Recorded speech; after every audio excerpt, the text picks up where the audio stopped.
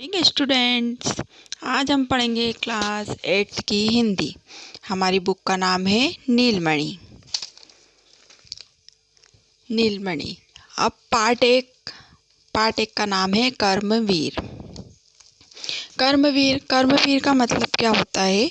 अपने कर्मों से विजय प्राप्त करने वाला व्यक्ति, मतलब कर्मठ व्यक्ति, उसे हम क्या बोलते हैं? कर्मवीर।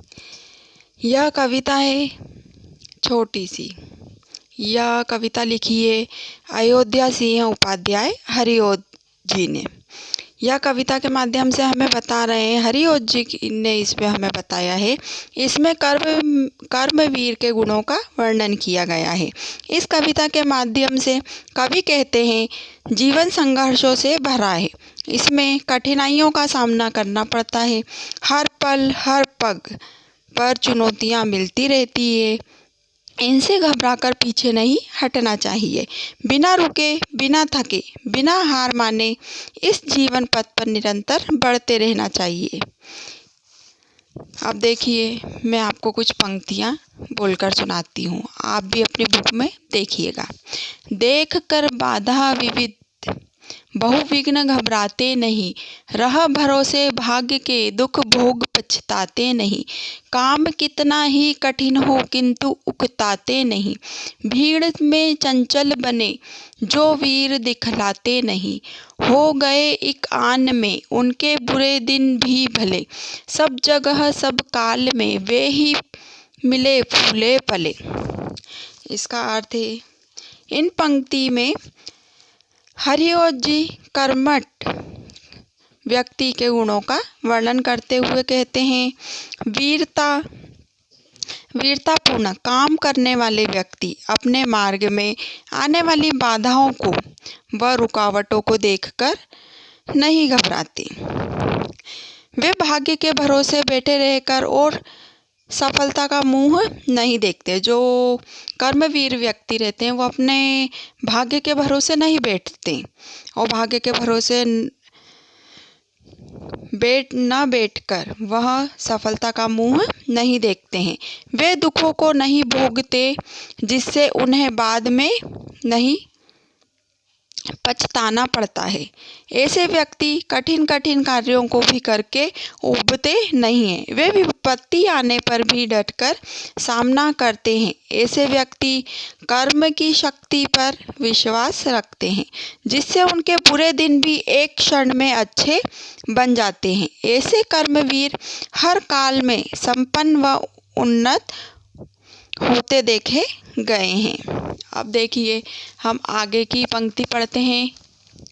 चिलचिलाती धूप को जो चांदनी देते बना, काम पड़ने पर करे जो शेर का भी सामना, जो कि हंस हंस के चबा लेते हैं लोहे का चना। है कठिन कुछ भी नहीं जिनके हैं जी में यह ठना, कोस कितने ही चले पर वे कभी थकते नहीं, कौन सी है गांठ जिसको खोल वे सकते नहीं।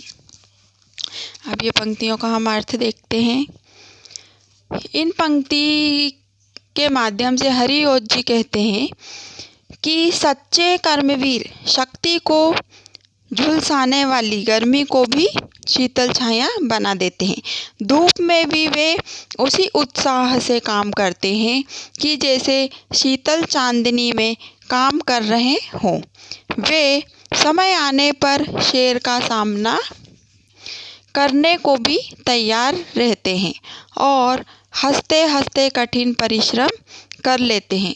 अगर वह किसी काम को करने के लिए मन बना लेते हैं, निश्चय कर लेते हैं, जो काम उन्हें करना रहता है उसका निश्चय कर लेते हैं, तो उनके लिए वह कार्य कठिन नहीं होता है।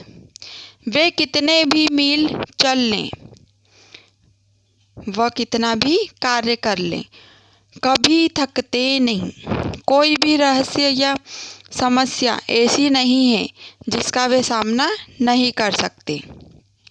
वे सभी समस्याओं को व गुत्थियों को पल भर में सुलझा लेते हैं। आपको अच्छे से समझ में आ रहा है ना? अब अपन आगे की पंक्ति पढ़ते हैं। सब तरह से आज जितने देश हैं फूले फले, बुद्धि विद्या धन विभव के हैं जहाँ डेरे डले। वे बनाने से उन्हीं के बन गए इतने भले, वे सभी हैं हाथ से ऐसे सपूतों के पले। लोग जब ऐसे समय पाकर जन्म लेंगे कभी, देश की और जाति की होगी भलाई भी तभी। अब ये पंक्तियों का अपन अर्थ समझते हैं। अब इन पंक्तियों के माध्यम से हरिओत जी क्या कहना चाहते हैं वो देखिए। कवि हरिओत जी उन्नत व संपन्न देशों की उन्नति का वर्णन करते हुए कहते हैं। अब इन पंक्तियों में हरिओत जी ने किस चीज़ का वर्णन किया है? उन्नत व संपन्न देशों का। तो वह उन्नत और संपन्न देशों का वर्णन करते हुए कहते हैं कि विश्व के जो देश आज सब तरह से संपन्न व उन्नत हैं, जहाँ पर ज्ञान, शिक्षा, धन, ऐश्वर्य के भंडार भरे पड़े हैं, वे सभी देश ऐसे कर्मवीरों के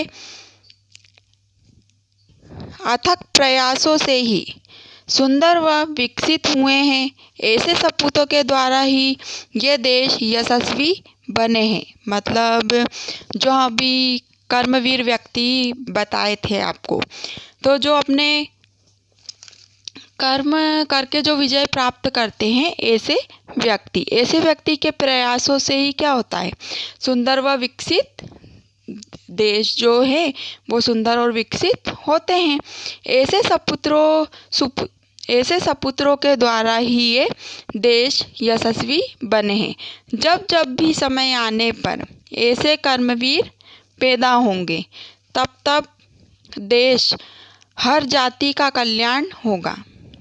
अब ऐसे कर्मवीर पैदा होंगे समय समय पर तो क्या होगा? देश का कल्याण होगा, क्योंकि राष्ट्र भी उन्नत व संपन्न होने में ऐसे राष्ट्रभक्ति, राष्ट्रीय कर्मवीरों का हाथ होगा। अब हमारा देश संपन्न कैसे होगा? जब समय समय पर हमारे कर्मवीर जो व्यक्ति रहते हैं वो समय समय पर पैदा होंगे। अगर वही खत्म हो जाएंगे तो हमारा देश कैसे विकसित होगा? तो आप लोगों को ये कविता समझ में आई है?